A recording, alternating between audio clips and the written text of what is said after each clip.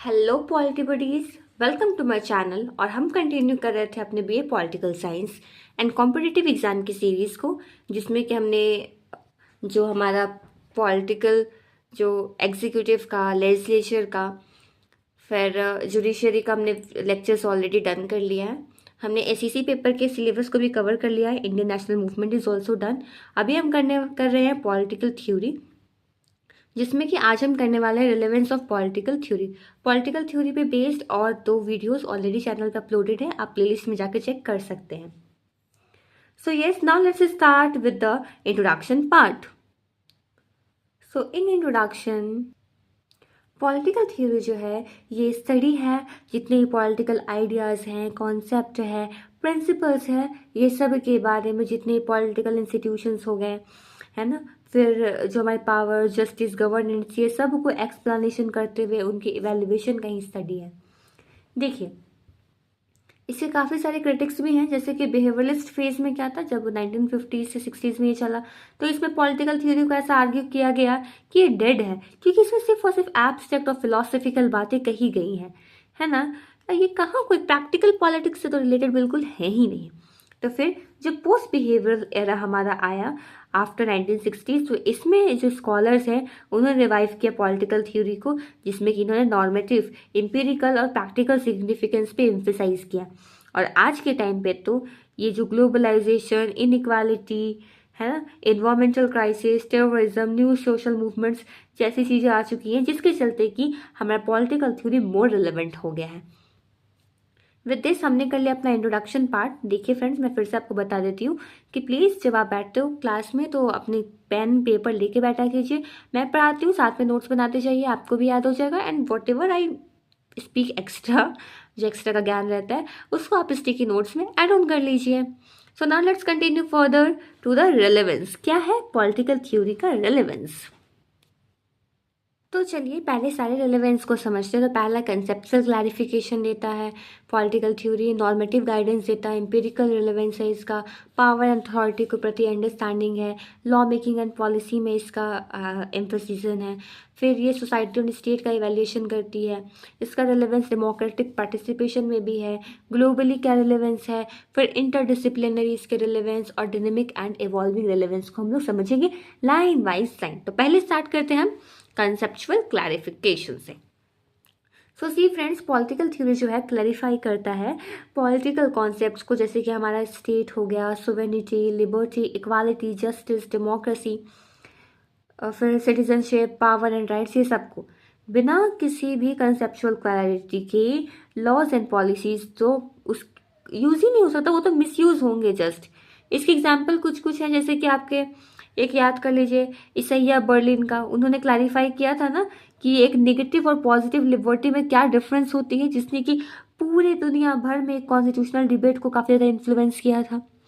तो ये हो गया हमारे पॉलिटिकल थ्योरी का कंसेप्चुअल क्लैरिफिकेशन का जो है relevance. The next one is हमारा रिलेवेंस है पॉलिटिकल थ्योरी का नॉर्मेटिव गाइडेंस। तो देखिए, पॉलिटिकल थ्योरी प्रोवाइड करती है वैल्यूज़, एथिकल स्टैंडर्ड्स, है ना, गवर्नेंस के लिए। हमेशा ये देखिए, जब एथिक्स की बात हो रही तो हमेशा इसमें ये एम्फसाइज किया जाता है व्हाट ऑट टू बी, कैसा होना चाहिए। एग्जाम्पल में आप देख सकते हो जॉन रॉल की जो थ्योरी ऑफ जस्टिस है, उसमें मोरल बेसिस पे जनरली दिखाने की कोशिश की गई है कि फेयर डिस्ट्रीब्यूशन और रिसोर्स का। फिर गांधी जी का जो आइडिया है ना नॉन वायलेंस एंड स्वराज का, उसमें भी कैसे इंडियन पॉलिटिक्स को शेप किया गया भाई व्हाट ऑट टू बी वाले सीन में, नॉर्मेटिव गाइडेंस। अगला है हमारा इंपेरिकल रिलेवेंसेस का। तो देखिए फ्रेंड्स, इंपेरिकल रिलेवेंस में जो है हमारे जो मॉडर्न पॉलिटिकल थ्योरीज हैं वो ना सर्वेस का, स्टैटिस्टिक्स का, बिहेवियरल स्टडीज़ का यूज़ करते हैं, ताकि जो भी पॉलिटिकल पार्टिसिपेशन है, इलेक्शंस है, लीडरशिप है, पब्लिक ओपिनियन है, उसकी स्टडी की जा सके, उसको एनालाइज किया जा सके। तो इससे क्या होता है, जब इस तरीके से अगर इन सब चीज़ों की स्टडीज़ होती है ना, तो हमारा गवर्नेंस ना एविडेंस बेस्ड बन जाता है, और इसका नतीजा भी देखने को मिलता है। फॉर एग्जांपल आप देख सकते हो इलेक्शन स्टडीज़ करने से ना इंडिया में काफ़ी ज़्यादा इलेक्शन कमीशन को हेल्प हुई है कि वोटर अवेयरनेस जो है वो काफ़ी इम्प्रूव हो गया है। अगला है हमारा understanding power and authority. So understanding power and authority में क्या है, ये पॉलिटिकल थ्योरी हेल्प करती है हमें किसके पास पावर है, इसे कैसे एक्सरसाइज किया जाएगा, ये लेजिटिमेट है या नहीं, ये सबको समझने में। और इसके एग्जांपल में हम लोग देख सकते हैं जो वेबर्स का क्लासिफिकेशन था अथॉरिटी का, है ना, उसमें ट्रेडिशनल, लीगल, रैशनल, करिस्मेटिक, ये सबको यूज़ किया जाता है ना गवर्नमेंट को एनालाइज करने में। और तो डेमोक्रेसी में पावर एंड अथॉरिटी तो इंश्योर करना जरूरी है ना, कि देखिए अगर पावर एक्सरसाइज हो रहा है तो उसके पास अकाउंटेबिलिटी भी होनी चाहिए सरकार में, ठीक है, वही तो डेमोक्रेसी है। अगला पॉलिटिकल थ्योरी का हमारा रिलेवेंस है framework for law making and policy. तो देखिए पॉलिटिकल थ्योरी का इसमें रिलेवेंस है ना, कि जो हमारी संविधान है ये और लॉज जो है वो सब के सब पॉलिटिकल थ्योरी पे बेस्ड है। फॉर एग्जांपल जो हमारी लॉ की जो नेचुरल राइट्स की थ्योरी है ये भी यूएस के कॉन्स्टिट्यूशन पे बेस्ड है। रूसो की जो थ्योरीज है वो फ्रेंच रेवोल्यूशन पे बेस्ड है। अम्बेडकर जी की जो इक्वालिटी एंड जस्टिस की थ्योरी है वो इंडियन कॉन्स्टिट्यूशन के ड्राफ्टिंग से इंस्पायर्ड है। तो इस प्रकार से जो पॉलिसीज बनती है ना, ये सब के सब वेलफेयर, एनवायरमेंट, ह्यूमन राइट्स, ये सब को देखते हुए, ठीक है ना, पॉलिटिकल थ्योरी से रिलेट करते हैं। अगला है हमारा इसका relevance, that is critical evaluation of society and state. तो देखिए फ्रेंड्स, पॉलिटिकल थ्योरी जो है ना, इसका मैं तो बोलूँगी कि ये क्रिटिक है कि ये existing institutions and practices and suggest reforms, ठीक है, ये बुराई करती है कहीं ना कहीं जो एग्जिस्ट कर रहे हैं इंस्टीट्यूशनल प्रैक्टिसेस का, और वही क्या करते हैं जो पॉलिटिकल थ्योरी है कुछ रिफॉर्म्स को सजेस्ट करती है। फॉर एग्जांपल आपने देखा कि कैसे मार्क्सिस्ट थ्योरी जो है कैपिटलिस्ट एक्सप्लॉयटेशन को एक्सपोज करती है, फेमिनिस्ट थ्योरी कैसे पैट्रियार्की पे क्वेश्चन करती है, पोस्ट कॉलोनियल थ्योरी कैसे इंपीरियल डोमिनेशन को एनालाइज करती है। तो इस प्रकार से तो जो हमारी सोसाइटी है ना, जब क्रिटिकल इवेल्युएशन होता है ऑफ सोसाइटी एंड स्टेट का, तो काफ़ी ज़्यादा इंक्लूसिव बन जाती है। अगला हमारे पॉलिटिकल थ्योरी का रिलेवेंस है कि इट प्रमोट्स डेमोक्रेटिक पार्टिसिपेशन। देखिए फ्रेंड्स, पॉलिटिकल थ्योरी जो है ना सिटीजन्स को एजुकेट करती है ज़्यादा से ज़्यादा उनके राइट्स और ड्यूटीज़ के बारे में। इस प्रकार से पॉलिटिकल अवेयरनेस करते हुए, पार्टिसिपेशन को बढ़ाते हुए, अकाउंटेबिलिटी को देखते हुए, ये जो है ना स्ट्रेंथन कर देती है इन सब चीज़ों को। और फॉर एग्जांपल आप देख ही सकते हो कि डेमोक्रेटिक आइडियाज जैसे लिबर्टी, इक्वालिटी इतने ज़्यादा स्प्रेड हो चुके हैं, है ना, कि कहाँ से हमने सीखा ये सब चीज़, एंटी कॉलोनियल स्ट्रगल से हमने ये सब इंस्पायर होकर किया, और इसी का नतीजा हुआ कि आज इंडिया आज़ाद भी हुआ है। अगला हम इसका रेलेवेंस है, that is global relevance. Global relevance तो कुछ ऐसा रहा है ना कि जो हमारे ये जो नेशन स्टेट्स के बियॉन्ड जो इश्यूज है वो सब डिस्कस किए जाते हैं, जैसे कि क्लाइमेट चेंज हो गया, फिर environmental justice, migration, refugee, human rights, फिर काफ़ी सारे जो टेररिज्म बढ़ रही है, global security threats, digital democracy, internet governance, ये सब इसमें आ जाता है। फॉर एग्जांपल जो काफ़ी सारी थ्योरीज, इवन को तो अमर्त्य सेन जो है हमारे, उनकी भी थ्योरीज और पॉलिटिकल थ्योरीज काफ़ी रिलेवेंट है आज के टाइम पे भी। अगला है हमारा इंटरडिसिप्लिनरी इसका रिलेवेंस।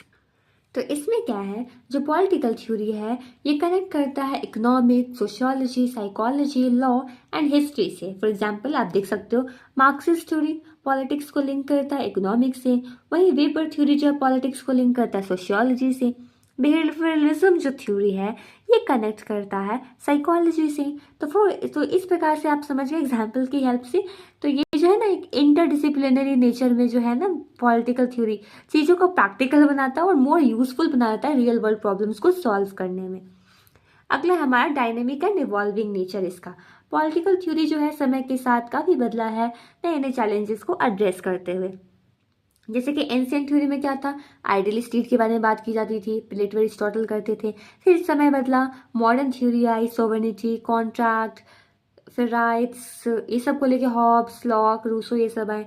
फिर समय बदला, कॉन्टेम्प्रेरी थ्योरी आई जिसमें कि democracy, feminism, multiculturalism, environment, globalisation, ये सब आया, है ना। और ये जो अडेप्टेबिलिटी हुआ ना, यही इसके रेलेवेंस को दिखाता है कि कैसे कंटिन्यूड रेलेवेंस इसका रहा है। सो विथ रेलेवेंस पार्ट तो हुआ हमारा डन, बट अब हम करेंगे इसके क्रिटिसिज्म। तो देखिए फ्रेंड, कुछ क्रिटिक्स का कहना है कि पॉलिटिकल थ्योरी जो काफ़ी एब्स्ट्रैक्ट है, टू एब्स्ट्रैक्ट है ना, इतना कौन नॉर्म्स की बातें करता है, तो रियलिटी से तो एकदम डिसकनेक्ट करके ही हमें रख दिया है इसने।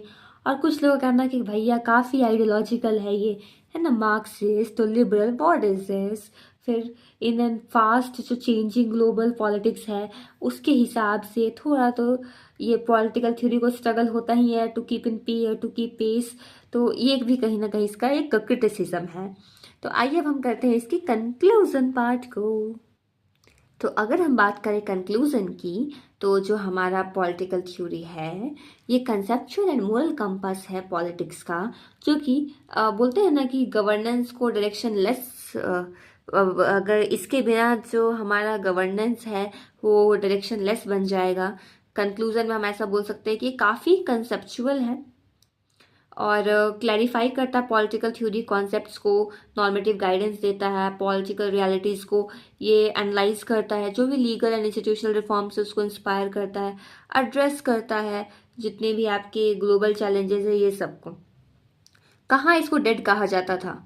जस्ट बिकॉज कि ये आपका डेड इसलिए कहा क्योंकि काफ़ी ज़्यादा ये एब्स्ट्रैक्ट था, लेकिन अब ये अलाइव एंड एसेंशियल बना पॉलिटिकल थ्योरी, है ना। ये सिर्फ एक बॉडी ऑफ एब्स्ट्रैक्ट आइडियाज नहीं बल्कि एक प्रैक्टिकल टूल बना है जिसमें कि democratic governance, justice, equality, human welfare सब आया है जो कि 21st सेंचुरी में एग्जिस्ट कर रहा है। So with this we have done our this video today. So thank you guys for watching my video, मेरे साथ बने रहने के लिए। सो अगर कोई डाउट हो या फिर कोई suggestions then please drop it down in the comment box. और चैनल से बने रहे, मेरे से बने रहने के लिए चैनल को करें subscribe, please press the bell icon also, and मुझे बताइए नेक्स्ट वीडियो में क्या बनाना चाहिए। Till that take care, thank you, good bye.